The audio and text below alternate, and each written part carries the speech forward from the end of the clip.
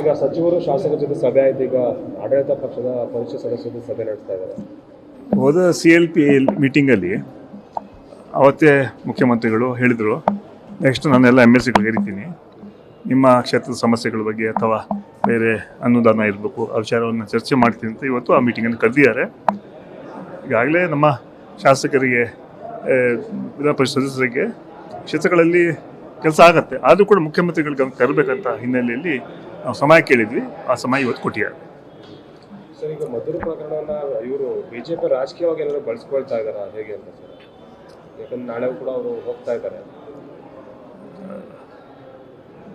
ವಿರೋಧ ಪಕ್ಷದವರು ಇವತ್ತು ಪ್ರತಿಯೊಂದರಲ್ಲೂ ಕೂಡ ರಾಜಕಾರಣ ಮಾಡೋಕ್ಕೆ ಹೊರಟಿದ್ದಾರೆ. ರಾಜ್ಯದ ಅಭಿವೃದ್ಧಿಗೆ ವಿಪಕ್ಷ ಮುಖಂಡಗಳಾಗಿ ಅವರ ಕರ್ತವ್ಯಗಳನ್ನು ಅವರು ಮಾಡಬೇಕು. ಅದರಿಂದ ಹಿತದೃಷ್ಟಿಯಿಂದ ಅವರು ಸರ್ಕಾರಕ್ಕೆ ಎಲ್ಲಿ ಒಳ್ಳೆ ಕೆಲಸ ಮಾಡ್ತಾರೆ ಅಂಥದಕ್ಕೆ ಬೆಂಬಲವನ್ನು ಕೊಡಬೇಕು. ಅದನ್ನು ಬಿಟ್ಟು ರಾಜಕಾರಣ ಮಾಡ್ತಾರೆ.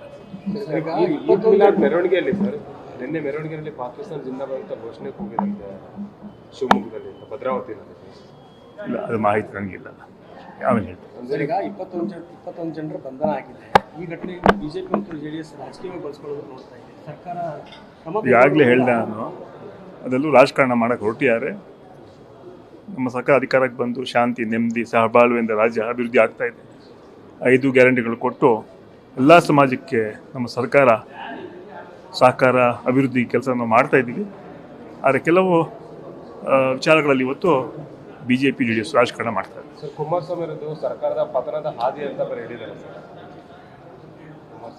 ಕುಮಾರಸ್ವಾಮಿ ಅವರು ಕೇಂದ್ರ ಮಂತ್ರಿ ಆಗಿದ್ದಾರೆ. ಆ ಕೇಂದ್ರ ಮಂತ್ರಿ ರಾಜ್ಯಕ್ಕೆ ಏನಾದರೂ ತರಬೇಕು, ಆ ಥರಕ್ಕೆ ಅವರು ಪ್ರಾಮಾಣಿಕ ಪ್ರಯತ್ನ ಮಾಡಲಿ. ಅದರಿಂದ ಈ ಹಗಲ್ಗನ್ಸು ನೋಡ್ತಾ ಇದ್ದಾರೆ ಕುಮಾರಸ್ವಾಮಿ. ಒಂದು ಮುಸ್ಲಿಂ ಓಲೈಕೆ ರಾಜಕಾರಣದಿಂದಲೇ ಇಂಥ ಘಟನೆಗಳಾಗ್ತಿದ್ದಾವೆ ಅನ್ನುವಂಥದ್ದು ಆರೋಪ BJP. ಯಾವುದೂ ಓಲೈಕೆ ಇಲ್ಲ. ಸರ್ವರಿಗೂ ಸಮಪಾಲು, ಸರ್ವರಿಗೂ ಸಮಬಾಳು ಇದು ನಮ್ಮ ಸಂಕಲ್ಪ. ನಮ್ಮ ಸರ್ಕಾರ ಅಧಿಕಾರಕ್ಕೆ ಬಂದು 2 ವರ್ಷ ಆಗ್ತಾ ಇದೆ. ಪ್ರಾಮಾಣಿಕವಾಗಿ ಜನಸೇವೆ ನಾವು ಮಾಡ್ತಾ ಇದ್ದೀವಿ. ಸಮಾಜದ ಎಲ್ಲ ವರ್ಗ ಹಿತವನ್ನು ಕಾಪಾಡೋಕ್ಕೆ ನಮ್ಮ ಕಾರ್ಯಕ್ರಮ ಕೊಟ್ಟಿದ್ದೀವಿ.